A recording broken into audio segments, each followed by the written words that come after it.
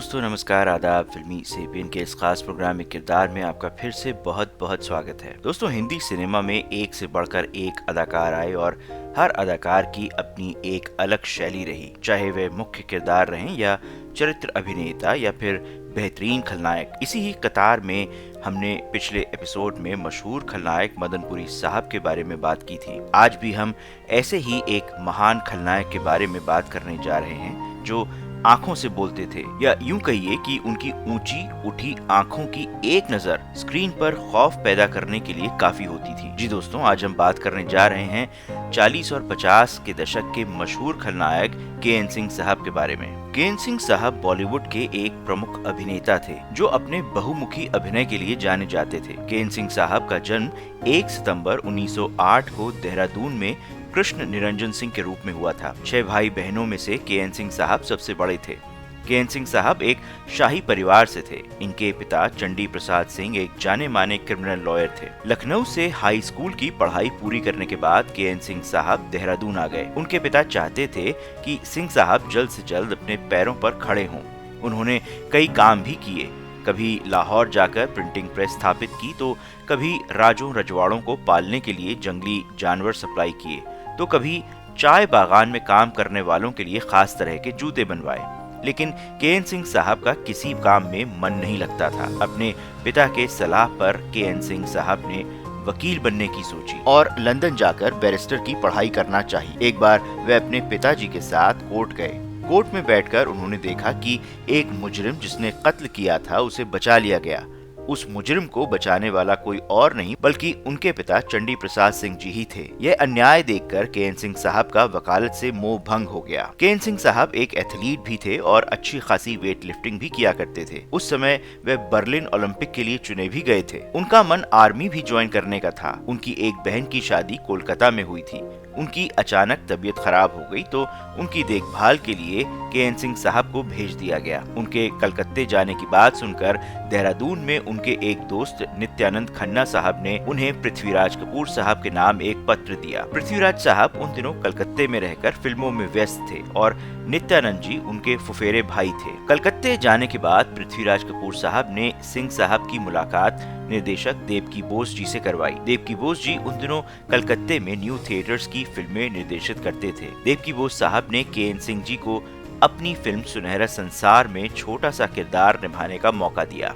यह फिल्म 1936 में रिलीज हुई थी। सुनहरा संसार फिल्म के बाद सिंह साहब ने न्यू थिएटर्स में 150 के मासिक वेतन पर फिल्मों में काम करना शुरू कर दिया। कलकत्ते में की गई फिल्मों में उनकी अदाकारी के चर्चे मुंबई तक होने लगे। पृथ्वीराज कपूर साहब कलकत्ते से पहले ही मुंबई आ चुके थे। निर्देशक A.R. कारदार साहब ने के.एन. सिंह साहब को मुंबई आने का न्योता दिया और वह साल 1937 में मुंबई आ गए। बम्बई आने के बाद सिंह साहब ने निर्माता फाजली भाइयों की बागबान में काम किया। साल 1938 में रिलीज इस फिल्म ने के.एन. सिंह साहब को उस युग के प्रमुख खलनायकों में से एक के रूप में स्थापित किया। बागबान सिल्वर जुबली रही और इस भूमिका ने बॉलीवुड में उनके लंबे और शानदार करियर की नींव भी रखी। फाजली भाई के बाद के.एन. सिंह साहब ने नानूभाई देसाई साहब के साथ कुछ दिनों तक काम किया और फिर सोहराब मोदी साहब के मिनरवा स्टूडियो से जुड़ गए और सिकंदर, फिर मिलेंगे जैसी कई फिल्मों में काम किया। मिनरवा स्टूडियो में उन्हें महीने के 500 रुपए मिलने लगे। इसके बाद के.एन. सिंह साहब ने करोड़पति, विद्यापति, फिर सितारा और निराला हिंदुस्तान जैसी कुछ और फिल्में भी की। 1940 के दशक के दौरान सिंह साहब उस युग की कई प्रतिष्ठित फिल्मों में दिखाई दिए, जिनमें ठोकर, सिकंदर, फिर मिलेंगे, पृथ्वी वल्लभ, तकदीर, महारथी कर्ण, ज्वार भाटा, मजदूर, लैला मजनू, हुमायूं, जंजीर जैसी फिल्में शामिल हैं, जिसमें उन्होंने बेहतरीन अभिनय चित्रण किया। हिंदी फिल्म इंडस्ट्री में सिंह साहब के काम के चर्चे होने लगे। बॉम्बे टॉकीज की पारखी निर्माता और अभिनेत्री देविका रानी जी की उन पर नजर थी। उन्होंने सिंह साहब को बॉम्बे टॉकीज में आने का निमंत्रण दिया। साथ ही उन्होंने पूछा कि आप कितनी रकम की उम्मीद करते हैं। सिंह साहब ने एक निश्चित रकम बताने के बजाय जवाब दिया, मैं क्या बताऊं, आप तय करें कि मुझे क्या मिलना चाहिए। तो उन्हें 1600 रुपए के मासिक वेतन पर रख लिया गया। मासिक वेतन के अलावा घर से स्टूडियो आने जाने का टैक्सी किराया भी मुकम्मल किया गया। साल 1944 तक वे स्टूडियो से जुड़े रहे। इस दौरान सिंह साहब ने बॉम्बे टॉकीज की ज्वार भाटा जैसी कई फिल्मों में अभिनय किया, जो दिलीप कुमार साहब की पहली फिल्म थी। बाद में स्टूडियो सिस्टम टूटने पर उन्होंने बाकी कलाकारों की तरह स्वतंत्र रूप से अभिनय जारी रखा।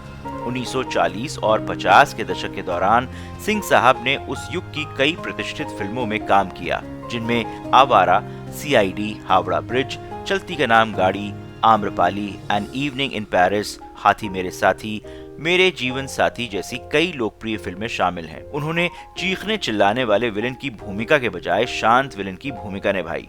उन्होंने ज्यादातर एक सफेद कॉलर वाले सज्जन विलेन की भूमिका निभाई, जो एक अच्छा सूट पहने हुए था और शांत बैठे हुए पाइप पीता था। सूट बूट और हैट पहने, मुंह में पाइप दबाए जब सिंह साहब पर्दे पर घनी भौहों और उनींदी पलकों से दर्शकों की तरफ देखते थे तो सिहरन सी पैदा होती थी। बॉम्बे टॉकीज की फिल्म ज्वार भाटा से दिलीप कुमार साहब लॉन्च हो रहे थे। दिलीप साहब का पहला शॉट लिया जा रहा था।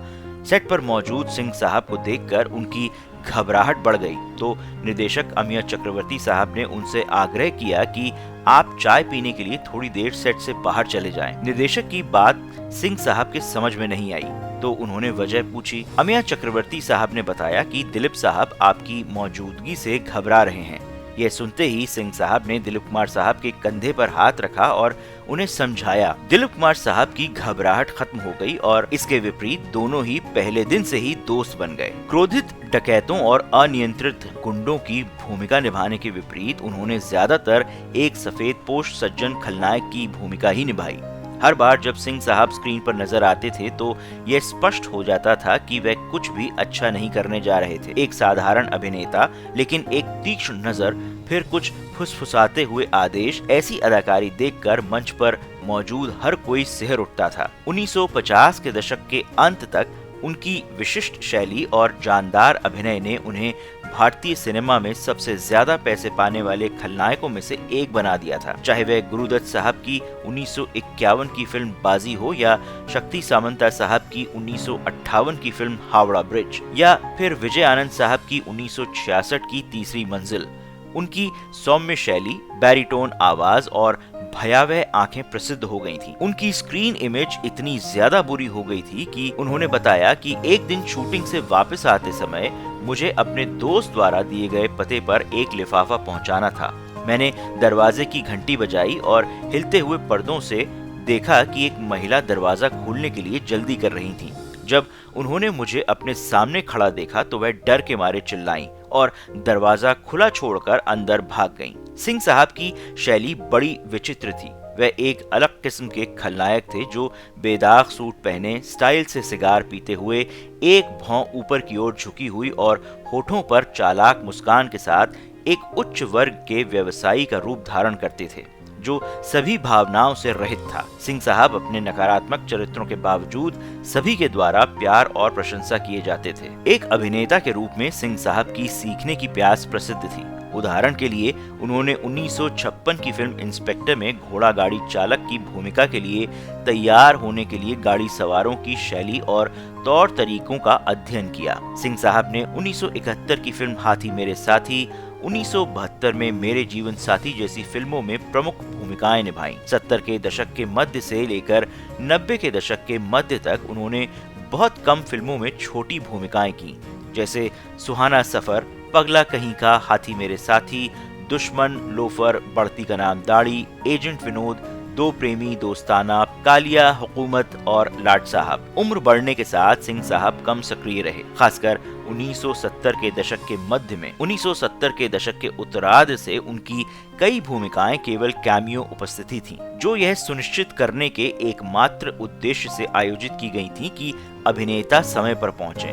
उनका कद ऐसा था कि जब के.एन. सिंह साहब सेट पर होते थे तो अभिनेता कभी भी देर से नहीं आते थे। उनकी आखिरी लेकिन एकमात्र उपस्थिति 1986 की फिल्म वो दिन आएगा में थी। उन्होंने 1991 की फिल्म अजूबा में भी अभिनय किया, जो कई लोगों के मुताबिक उनकी आखिरी फिल्म थी। सिंह साहब एक उदार और परोपकारी व्यक्ति थे। सिद्धांतों के मामले में वे बहुत ही सख्त थे। ऐसे कई किस्से हैं जिनमें उन लोगों के साथ उनमें मतभेद की बात की गई है जिनसे उन्हें सबसे ज्यादा फायदा हुआ था। इस सूची में सबसे उल्लेखनीय है बरसात और आवारा की बड़ी सफलता के बाद राज कपूर साहब के साथ उनका मतभेद। सिंह साहब ने एक युवा निर्देशक के रूप में राज साहब के करियर का समर्थन किया था। उनके बीच दरार स्थायी थी, लेकिन सिंह साहब ने उनके साथ बाद में फिर कभी काम करने से इनकार कर दिया था। सिंह साहब ने 6 दशकों के करियर में 300 से ज्यादा हिंदी फिल्मों में काम किया। वे खलनायकों के अपने परिष्कृत और स्पष्ट चित्रण के लिए जाने जाते थे, जो अक्सर सूट पहने और पाइप पीते हुए दिखाई देते थे। इन फिल्मों में उनके अभिनय ने जटिल किरदारों और सूक्ष्मता और गहराई के साथ जीवन करने की उनकी क्षमता को प्रदर्शित किया। सिंह साहब ने अपने करियर में राज कपूर साहब, दिलीप कुमार साहब और देवानंद साहब सहित बॉलीवुड के कुछ सबसे बड़े सितारों के साथ काम किया। उनकी भूमिकाएं सिर्फ खलनायक तक ही सीमित नहीं थीं। उन्होंने 1967 में एन इवनिंग इन पेरिस और 1971 में हाथी मेरे साथी जैसी फिल्मों में चरित्र भूमिकाएं भी निभाई थीं। उनकी आखिरी प्रमुख भूमिका 1973 की फिल्म लोफर में थी। निजी जीवन में सिंह साहब की शादी चंद्रावती सिंह जी से हुई थी और इस विवाह से उनकी कोई संतान नहीं थी। उनका नाम अक्सर पुरानी अदाकारा प्रवीण पॉल जी से भी जोड़ा जाता था, जिनके साथ वे एक लंबे समय तक रिश्ते में थे और ऐसा कहा जाता है कि इस रिश्ते से उनका एक पुत्र भी था जिसका नाम था विभूषण सिंह पॉल। सिंह साहब एक बार अपने पुराने दोस्तों के.एल. सहगल साहब, पृथ्वीराज कपूर साहब, पहाड़ी सान्याल साहब को याद करते हुए भावुक हो गए और बोले कि ये सब मुझे छोड़ के चले गए और अब मैं सिर्फ डोरबेल का वेट करता हूँ कि कोई आए और मुझसे बात करे। सिंह साहब 6 भाई बहनों में सबसे बड़े थे, 1 बहन और 5 भाई। सिंह साहब ने अपने भाई विक्रम, जो कभी फिल्म फेयर पत्रिका के संपादक भी थे, उनके बेटे पुष्कर को अपना बेटा बना लिया।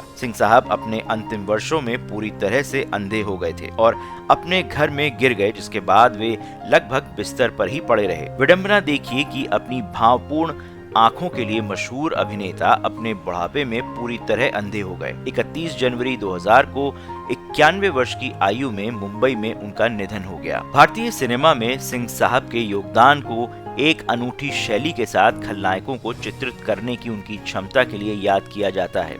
उनके अभिनय ने दर्शकों पर एक अमिट छाप छोड़ी और भविष्य के अभिनेताओं के लिए एक उच्च मानक स्थापित किया। उन्हें बॉलीवुड के सबसे प्रतिष्ठित खलनायकों में से एक के रूप में याद किया जाता है। के.एन. सिंह साहब की एक संभावित ओलंपिक एथलीट से एक महान बॉलीवुड अभिनेता तक की यात्रा उनकी बहुमुखी प्रतिभा और अपने शिल्प के प्रति समर्पण का प्रमाण है। उनकी विरासत भारतीय सिनेमा की दुनिया को प्रेरित और प्रभावित करती रहेगी। दोस्तों, ये था के.एन. सिंह साहब के बारे में आज का एक किरदार का ये एपिसोड। दोस्तों, हमें बताइए कि आपको ये एपिसोड कैसा लगा और अगर आप भी सिंह साहब के बारे में कुछ जानते हैं तो हमें जरूर बताइए। साथ ही साथ इस वीडियो को लाइक करिए, शेयर करिए और हमारे चैनल को सब्सक्राइब भी जरूर करिए और नीचे कमेंट में बताएं आपको सिंह साहब का कौन सा रोल सबसे यादगार लगता है। एक बार फिर से आप सबको फिल्मी सेपियन के प्रोग्राम एक किरदार वीडियो देखने का बहुत बहुत शुक्रिया। धन्यवाद।